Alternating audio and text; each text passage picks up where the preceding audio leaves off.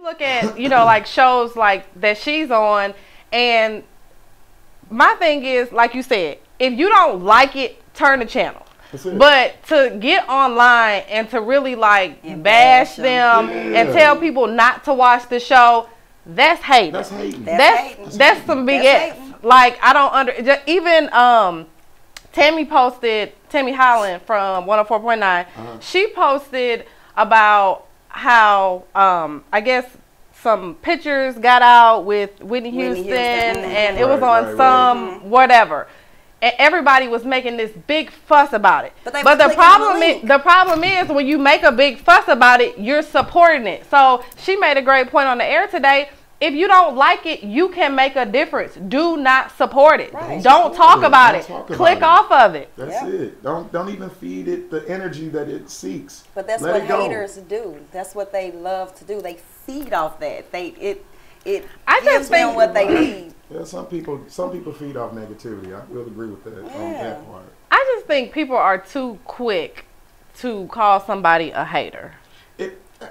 I think that term is so like, is your vocabulary not big enough that you don't know a word bigger than hate? But hater, but where did it come from? Like, where did this word hater probably some rapper come from? Like when did it? Because I was talking to Heat earlier, and I was like, I remember back in the day, there was certain times where guys that that had certain things and other guys didn't.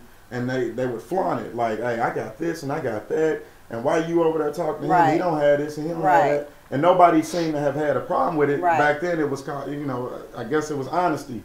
Like, well, I'm just keeping it real or whatever the case is. But to down somebody else, I don't know. I just don't agree with that. I'm just not into downing somebody else to put myself on a pedestal. So do you think that most haters, it's something that's going on inside of them? It's some kind of insecurity with them? I think before you open your mouth and call somebody a hater, you need to look in the mirror. Exactly. Because let's an example.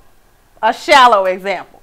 If you went and got a sew-in and paid $75. Now, the going rate for sew-ins is like 150, 200 plus the hair, blah, blah, blah. So you went out and got this $75 sew-in, and it looks a hot mess. And you're looking in the mirror like, I should have just paid that extra $100. Because it's a hot mess. But wait a minute. But you go out and somebody says, oh my God, her look a hot mess. Then you like, man, forget her. She just hating on me. No, she's stating the obvious, boo-boo. It look a mess. Hey, some stuff more do than look just terrible. An opinion. I mean, it's an opinion. I think the truth. But to make myself feel better, I'm going to say, well, she's hating on me because I'm going to post blame on her instead of me for trying to take the cheap route and go get some bull. But this is my thing. This is my thing. The lady that steps out with the $75 sew-in, you think it looks terrible. Why do you have to turn around and then say, you know what? Look at her. She looks terrible. Or whatever. I mean, you can look at you don't have to. Society is so messed up now. You don't even have to say that. Like for me, I'll say, hey, I just got to sew in. You should check my girl Chi Chi out. And then somebody, what would they say? Why she give me Chi Chi number? Like, what she trying to say? She just hating on me. But see, then I'll see her and I'll say, oh. It's liars like you that say, "Oh, girl, your hair is so cute." I heard lying. That's some bull. That's people like you. Make her feel good. So when somebody comes to you with the truth, you so used to losing because people always lying to you. You cannot handle the truth. And hating most times is the truth. Yes, it hurts sometimes, but it's necessary every single time. Hey. So that means if I lie, I'm not hating. You lying. Hating is the truth. Dude, she is a mess.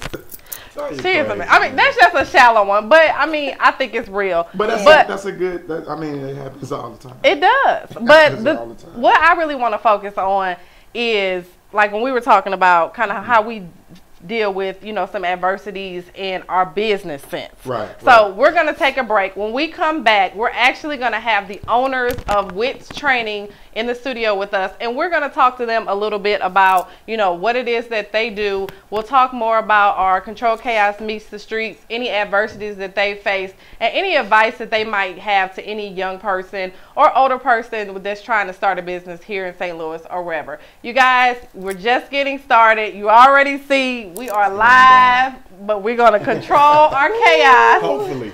You're on with Control Chaos on iWatchRadio.com. Make sure you go to Facebook, iWatchRadio.com, and hit the like button. They stream live. First and only internet radio station to stream live on Facebook. Stay with us, guys. We'll be back in a second. Hi. Did she say hi? Yeah. Is that like your Rick Ross? Hi. You see me hustle hard, stack paper, it's alright. Y'all haters, it's nothing, we major. You see me, high hater, high